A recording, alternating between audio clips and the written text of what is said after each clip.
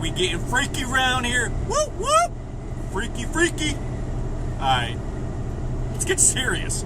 I want to talk about a trucking aspect that a lot of adept, let alone rookie drivers, don't really understand. There's a lot of fields in trucking. There's a lot of pay scales. There's a lot of things to consider when being a truck driver, when you're thinking about your future, when you're thinking about getting hired on with a company. There's a lot of things to consider. Now, I'm not necessarily the most excited to talk about trucking videos. I find it quite lame and doesn't really require much intelligence to talk about, but I will talk about it regardless because there are rookies out there. There are adept drivers that overlook these things. And I made that video, making money as a rookie driver. That holds up 100%, but this is something more for not as much as money as in what you should be looking for to be subjective to you, something that's going to work for you.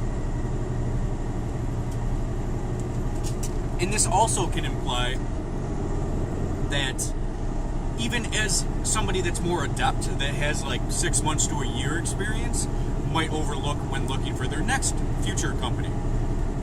So I think this is relatively going to be well mapped for you, I hope. And this is going to be, when you're hired on with a company, what to look for. So one of those things being, we'll start with like a pay scale first, because that's the easiest thing to talk about. Your pay scale is rather important. I labeled a lot of this in my Making Money as a Rookie Driver video from months ago. Your CPM is the rate that you need to care about. This is the most obvious thing on the market. This is something that almost nobody overlooks, but some people do. Some people think that, like, I labeled on the Stevens Transport bullshit. There was a recruiter back when I was in truck driving school a couple years ago that they want to offer you 30 cents per mile. And that was a red flag for everybody, being like, nope. 30 cents per mile to start when Prime's hiring you at 38 to 40 cents per mile, or whoever, right? It's not a really, really good starting CPM wage. However, there's nothing really, really wrong with it if you gotta put in your experience and they're gonna pay back your tuition. I mean, there's a lot of perks to it. Outside of the realm of actually getting paid good money. But 30 cents per mile, and then they want to promise you we're going to give you 3,000 miles per week. They're going to promise you this bullshit, which is not likely, especially being promised as a bigger company.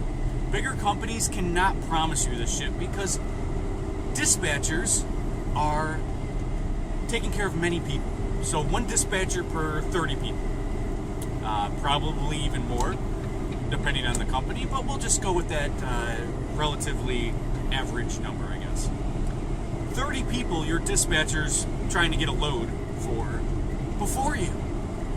They're not gonna make sure you're on the top of the list constantly. It doesn't even matter how well your rapport is with them or whatever, right? They're not going to load you immediately. Not to mention there might even not be loads in your area. There's a lot of factors to say that, well, they're not going to run you very hard, like they say. But they will. They will run you as much as they can. So keep that in mind. So CPM is actually that much more important, rather than the miles that you're going to get. Because if they say that they're promising you 3,000 miles, that might be an average for the company. They might not start you off that high, and you'll work your way to that. There's many different things to look for and talk about with the recruiter. Now, CPM's a rather big deal because that is your base cents per mile. Very big deal. If you're getting a low CPM, chances are you're going to get a low paycheck. And that's not just chances, that's 100% empirically proven.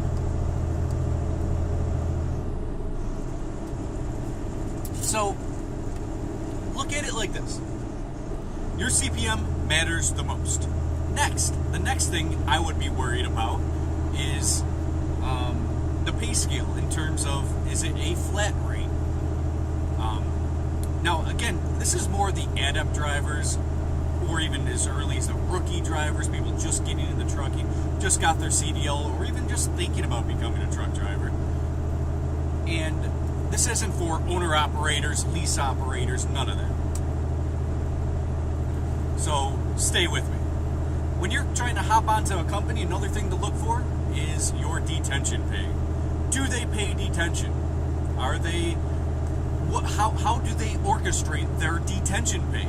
Because if they are saying, we're not giving you detention for 24 hours, and then we'll start paying you $10 an hour, that's not a really, really good detention plan. Now, if you are, let's say, they say, go to the shipper now, you're at the shipper, and let's say it's 4 p.m. 4 p.m., you're at the shipper, and your dispatcher said to go there at 4 p.m. Your appointment to them, to the shipper, is until 8 p.m. That's 4 hours right there that you're not getting paid and you're sitting, your clock's fucked. So, let's say 8 p.m. they start loading you, they get you out of there by 10. You should be able to tell your dispatcher, hey man, for those 6 hours that I've been here and not getting paid, I need detention for all 6 of these hours. This includes the 2 hours that you were getting loaded because they fucked you. Now, if they're going to offer you something like that, great. And if it's going to be more than $5 an hour or $10 an hour, great. You know, for example, I'm getting paid $10 or $15 detention. So let's say if that happened to me, my dispatcher doesn't even have to have me beg for it or nothing. He already says, tell me your ins and outs times, and I will give you detention for that. Because I told you to go there early.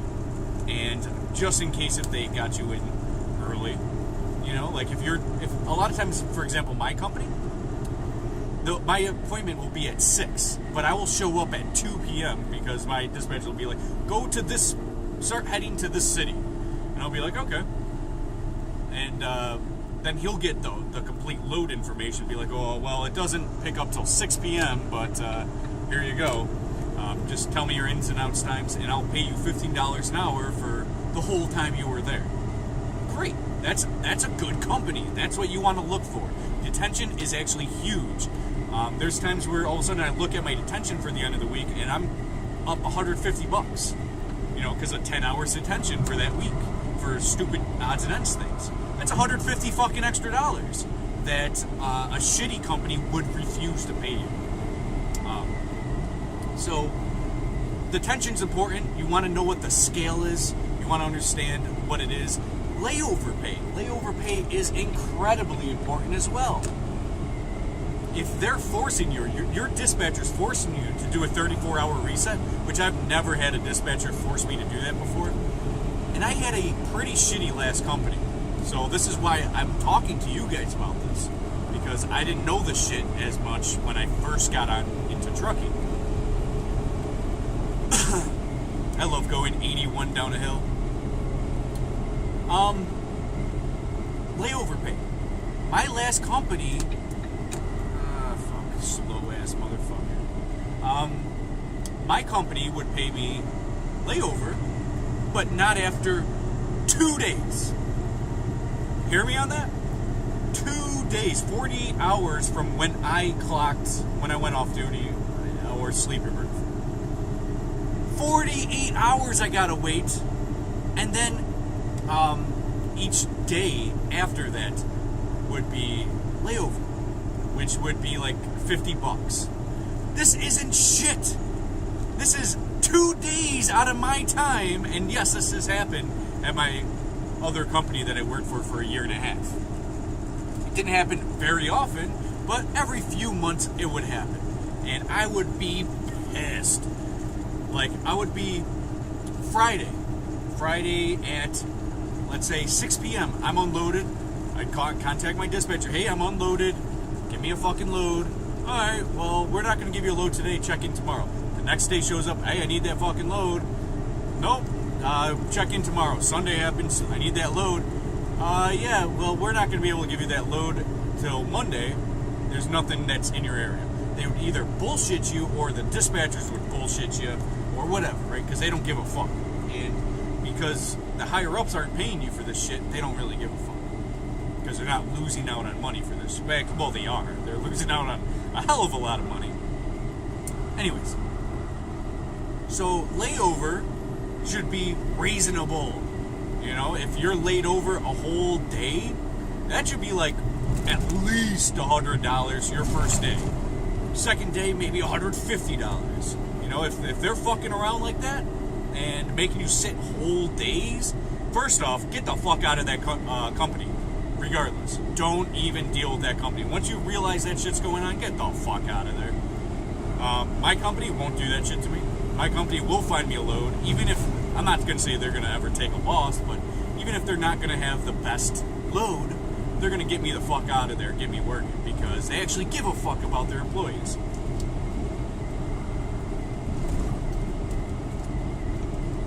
So again, rather important to realize detention and layover is a big thing.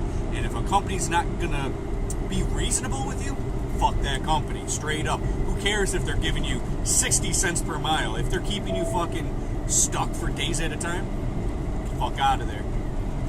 You'll find a better company.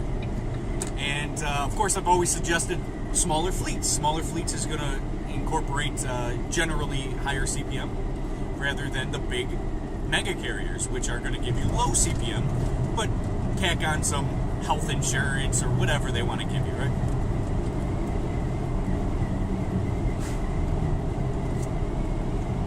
So, CPM, your pay scale, rather important. Don't you agree? Now, I was going to write all this shit down, or at least the topics, so I can go over this shit with you guys, but I got loaded really quick. I just pulled in the dock. The guy said, give me 10 minutes, and you'll be out of here. Boom! I got out of there really quick. I didn't have time to write down anything or to make a video like I said I was in my last video. So this is the best I can do with given circumstances. And I get to go home today. Which leads me off of the pay scale, because those are like the three prime important things. And then the other one would be on pay scale, just to get it out of the way. Every drop. So let's say you have a drop in Albany, New York. And then you have a drop in Utica, New York. Then you have a drop in Syracuse, New York. You have 3 drops. Are you getting paid extra for each of those drops? And how much are you getting paid? If you're getting paid $10 per those drops, that ain't enough money, buddy. Get the fuck out of that company. Because you might be able to sit, you might have to sit for a couple hours per stop. A couple hours, you back into a dock, not getting paid for that. You're talking to people, you're trying to make this happen, make them unload you. And then you wait a couple hours, 3 hours, whatever, for $10. Fuck that, get out of there. And then doing that 2 to 3 times a day, get the fuck out of there. They should be paying you a decent amount of stoppage pay. So each stop, $25. I've heard of companies $50 for your time, right? Because you're not out here to bullshit, right? You're not out here to bullshit.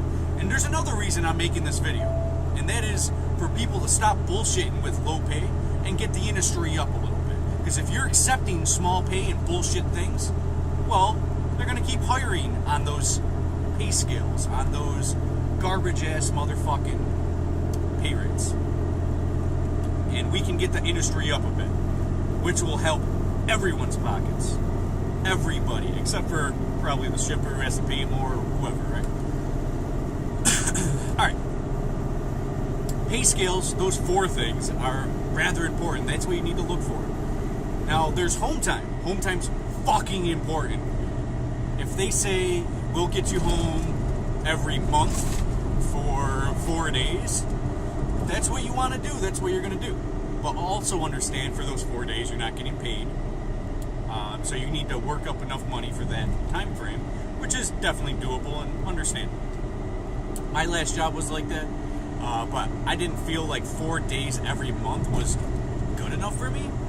So what I did is I would go out for 10, 15 weeks Actually, my longest was just over 14 weeks. But 10 to 14 weeks was generally my average of being out on the road. So then, go out 14 weeks, I have 2 weeks off. It was like a mini vacation. But it wasn't good enough for me because I felt there was a lot of issues. So if home time's fucking important for you, I would try to find something that's more regional. Or, again, always want to offer this, smaller company the better, a small fleet of a guy that owns a few trucks. They'll probably get you home every week on a short haul thing. So I would suggest that. Get you home every weekend kind of thing. That's what I'm doing right now. So the company that I'm working for now is a small fleet. Pays pretty good. Do I work heavy fucking hours? Yeah. I work heavy fucking hours. I sleep 3 to 5 hours a night. And I'm serious. I try to sleep when at the shippers. Again, I'm short haul, so I unload and load every day. So I try to take a nap during those times. But, I'll get at the shipper at 2 a.m. and then wake up at whatever time. So if you don't want to work hard for a good amount of money, then I would suggest long haul. Watch my video, short haul versus long haul, where I don't explain everything, but I explain things rather objectively. So, if you want something that's more, you're going to sleep all the time, get your fucking 10-hour break all the time, every fucking day, well, I would suggest going for more of that company, long haul.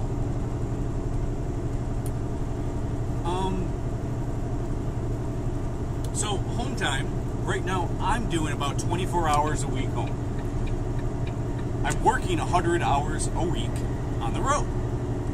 It's a lot of hours I'm working. So, I don't have much home time. So, I'm ready to, but I get to go home every week. Make sure all my laundry's done. I don't have to do laundry out on the road. I don't have to, I can go home and take care of whatever I got to take care of. I can go out on dates with girls once a week. Oh, what day do you have off? Oh, I have off on Saturday. Okay, well, that's our date time then, Saturday. I'll make sure I'm home by Saturday morning so we can make that date happen. So you can have almost a social life. At least once a week, you can do something that you want to do. On short haul, so you're home every week. Again, someone mentioned to me today about this guy's been trucking for, I don't know, over a decade, 12, 13 years or whatever he was saying. And he said he started off, his first 8 years of trucking was local. He was making 15 to 20 bucks an hour, and he did that local. If that's what you want to do, that's what you can do. Let's do 20 hours on the high end. 20 hours a week times 50, that's $1,000 paycheck. And you get to go home every day, and you're probably home on the weekends. So that's not a bad gig if you can make that happen. But most companies, like if you want to ever get paid a lot more than that, you're going to have OTR experience. So that's another thing to suggest. Get your OTR experience, but if you want to go the local route and you want home time more, then you can go that route. Also, equipment. I didn't realize how important that was before. When I first got hired on my first trucking job, I did not realize how important fucking equipment it was. They gave me shitty equipment. You could not get up a hill and you're empty. That's how shitty the equipment was. It was bad. Old trailers, the landing gear never works on any of them. Never works properly. You can't slide your tandems because the trailers are 30, 40 years old. I fucking hated that. So another thing would be making sure that your company is up to date on equipment. This means, let's say it's 2017 now, 2014 up. In terms of trucks and in terms of trailers, make sure it's within the last decade at least. At least. Now, those are minimums. Like I'm driving, like when I first got hired, it was 2015, and I was driving a 2015 International as my first truck that I was driving then. And My second was a 2016 Volvo that was shitty, but it was automatic and I liked it. Now I have a 2016 Volvo, and the equipment is so much more powerful. It's 500 horsepower, like 510 or 520. Really, really good horsepower, very powerful. I can get up hills. I'm faster than everyone else. My governing speed is a lot more than it was. I told you guys a long time ago that I got a warning for a speeding ticket in my last company, and they dropped me from 65 miles an hour governed to 62, and I was so heated because it almost never even made it up to 62. It was like 61 the whole time because it was shitty equipment. It doesn't even go up to speed, and going up fucking hills was brutal. I was always making it to appointments late. So now I'm governed at 72. I'm faster than everybody. I'm right now have a 45,000 pound load, and I'm still going faster than everyone else. I'm grossed out at 79,000 pounds right now, and I'm faster than people going up hills. Look at this guy. He's probably at a 20,000 pound load, and I'm faster than him. You know, you understand? You know how aggravating it is going very slow up mountains and shit, and everyone's going by you? You know how aggravating that is? Going 20 miles an hour because you're heavy up a hill? Now, it's very rare to get down to 45. Very rare. Like, it's got to be a 9% grade, and I got to be max gross. And my tandem's got to be off to go anywhere around that use your hazard speed. Alright, so home time's important as well. I already explained that. CPM, your pay rate's important. And I explained that equipment's important. If your equipment is not kosher, if it's not good, then you have an issue. An issue that is going to be troublesome. If it's an old equipment, or if the person behind you that drove that truck before you really beat the shit out of that truck, well, that's going to come off on you, and there's going to be issues. You know, like you might get leaks all the time. You might have to pay a lot more closer attention to your equipment than you normally should. So these factors, these 4 factors, are extremely important. Did I say 4 or is it 3? 3 categories are very important. But the last one that I need to talk about is your company itself. The smaller the company, the more they understand you and how you like to be driven, how you like to, how your routine is. They get to know who you are. They know that, oh, this guy likes football, so we'll get him home on Sundays. This guy, I don't know, there's a million different things that you can come up with of how your dispatcher and you can communicate at a much better pace or much better terms. I text my dispatcher every day. Every fucking day I talk to my dispatcher. He's cool as fuck. I don't want to say lucky, because I turned down 100 plus companies when I was looking for a job over the summer. I turned down about 100 plus companies, and I'm serious. Turned them all down. Hey, we got low CPM and no miles, and we're gonna put you in another field like flatbed, and you're gonna have to tarp for no pay. Fuck off! Don't call me again. They're calling me. And I would call them and be like, hey, what's up? Just inquiring about your company. Got some questions. 100 plus companies I turned down. That's not bullshit. That's not like me really just doing 50 companies turning down. I legitly turned down over 100 companies before I found this company that was a small fleet, and he didn't say one fucking thing that I was like, Every fucking thing he said was golden. It was like, wow, high CPM, detention pay, everything is fucking golden with this company. I get to go home at every fucking weekend. Whoa, I used to be out for fucking 3.5, 4 months at a time before I get to see my bed. And now I'm going to this? This is fucking heaven. Go to the bank, cash my paycheck, the fucking bank teller's fucking hollering at me. You know what I mean? I'm a good looking fucking young man. making money. I'm doing good. So I just want to instill that idea for the rookie and the adept, what to specifically look for when you're going for a company. I denied every company, and you shouldn't be afraid to as well. Who cares if you're going to miss out on another week or 2 or 3 of making money? Fuck that. If you're looking for a job, make sure that you're going to stick with this company and that it's going to be very beneficial and of value to you. That's it for this I was going to say conversation, but I'm literally talking to myself. That's enough for this video. Stay tuned for plenty more coming your way. I'm going to try not to do 2 30-minute videos a day. I'm going to try to narrow that down a little bit. But I have so much content coming your way, so stay tuned. See ya!